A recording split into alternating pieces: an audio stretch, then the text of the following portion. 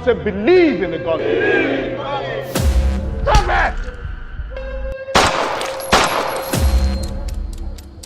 Don't kill me. Single mother navigating challenges of providing for her teenage daughter by working as a driver for the local drug cartel in her community. At a point, she gets caught up by the authorities, which leads her to face with a daunting choice. Disclaimer: this movie is not a substitute to original. To watch the full movie, use the link on the description. So right on, please do like and subscribe. Spoilers ahead.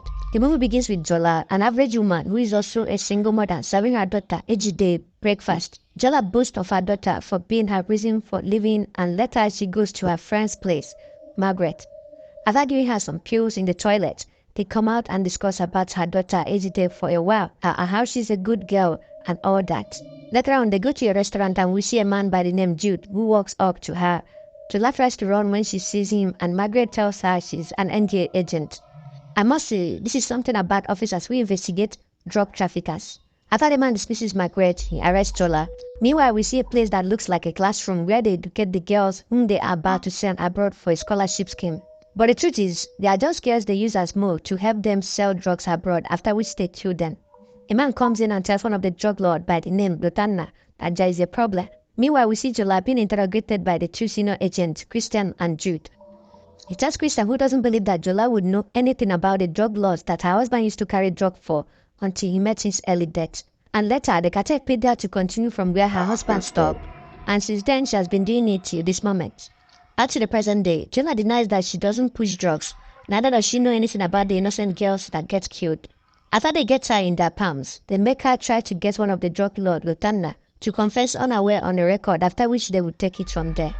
When she gets outside, she calls Margaret and curses her for betraying her, and Margaret tells her she did it for her own good. So all she has to do is to give them the drug laws, and she and her daughter will be free. At night, we see a church and a congregation where a man known as Pastor Ephraim is ministering. Meanwhile, backstage, Lotanna and some men have just brought a man by the name JJ, and they have a gun on his head as well. While Apostle preaches, they deal with him backstage. We also notice the pastor's wife as well. Some moments later, they close with a hymn, and Apostle Ephraim comes in backstage to handle these other businesses. After he asks JJ if he told his bosses about him at the NDLA, and there JJ asks him why he derailed little girls and pushed drugs, and eventually Lotanna takes care of him by putting him in a position of life and death. After the services, Lotanna comes out and we see he's been addressed as a pastor. He meets Jola, who came earlier, and they talk about sending her daughter to Malaysia to go and join the drug business. HJ joins them, and after she greets the pastor, they discuss a little before leaving. At night, we see the men of Lotanna dump the body of JJ in a gutter after they cut off his manhood. When they leave, he uses his last strength to make a call to someone. At the last restaurant that same night, she believed that the cartel are far dangerous than the NDA agent, so she decides to live her life and not bring problem for herself by snitching. Later, we see CJ, one of the agents, going in search of JJ. At the hospital, Christian discovers that Jude was one who caused the death of JJ, who was their informant. And when he asked Christian if JJ told him anything before he died, he walked out. However, we see flashback where JJ told him to avenge him because it was Apostle Ephraim who hurt him. The next day, Christian takes the matter into his hand and goes to Apostle Ephraim's house alone to get justice.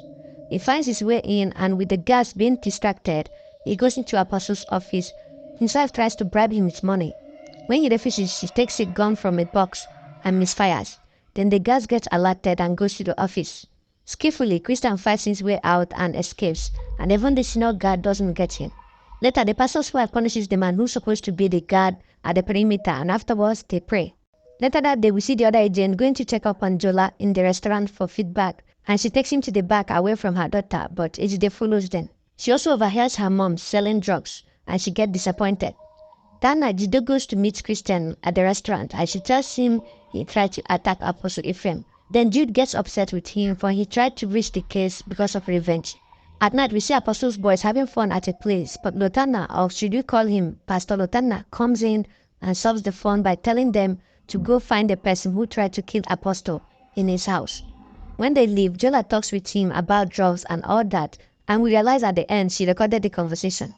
The next day, she goes to the agent, but they tell her what she got from the conversation isn't enough to take them down.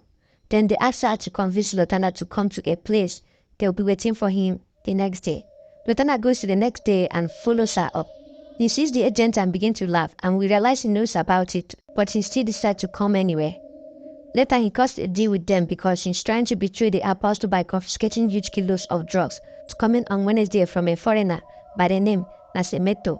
After he gives him the location and time of the transaction so they can share the money, they agree, but later Christian kills him for killing his friend JJ. Christian tells Jude that he'll be killing them all because JJ was his blood and brother.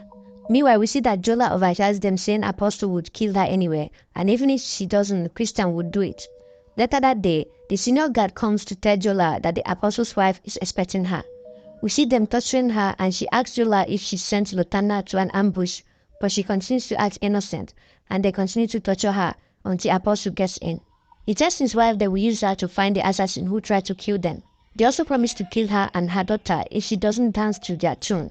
That night, she goes home and weeps while her daughter comforts her without knowing what's wrong. In the morning, she tells her daughter what happened about the apostle and his wife with Lieutenant being drug lost and all that. She also tells her about the NDA agent threatening her, but she assures her they will be all fine. Later on that day, she tells the agent about the threats from Apostle and his wife. And after they tell her they can't help her, they get into an argument and later they get to a conclusion. The solution at hand was to think that Christian is dead. They draw the plan on how it's going to happen.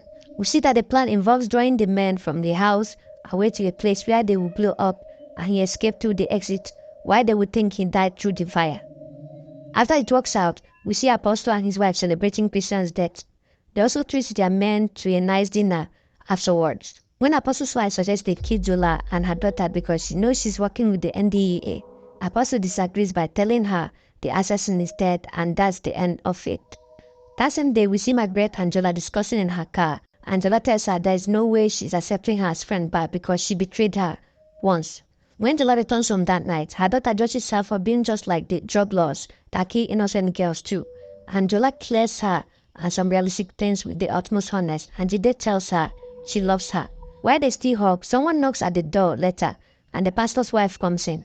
She tells Jola that if it were up to her, she would be dead with her daughter, and later she takes Ejide away as collateral for the drug transaction that would happen the next day, being Wednesday. So in case Jola is part of the NDEA ambush, her daughter will be killed.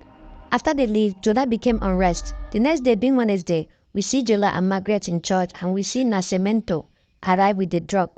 After he meets Apostle and his wife, they talk business before she leaves the men to eat. Meanwhile, they keep an eye on Jola and her daughter. Just then, the police and the NDA agent arrive at the church, and chaos begins. When the uproar escalates, we see Apostle kill Nascimento himself. He goes down to kill Jola himself as well, but he gets blocked by the congregation. We also see Christian in furious and eager to get revenge.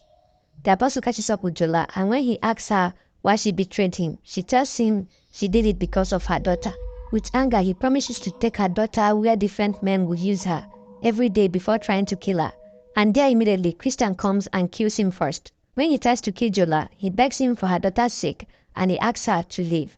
Meanwhile, we see Margaret, who has Jola's daughter, and we see they have stationed their agent at the apostle's house for their protection. But when they arrive there, they find the agent is dead.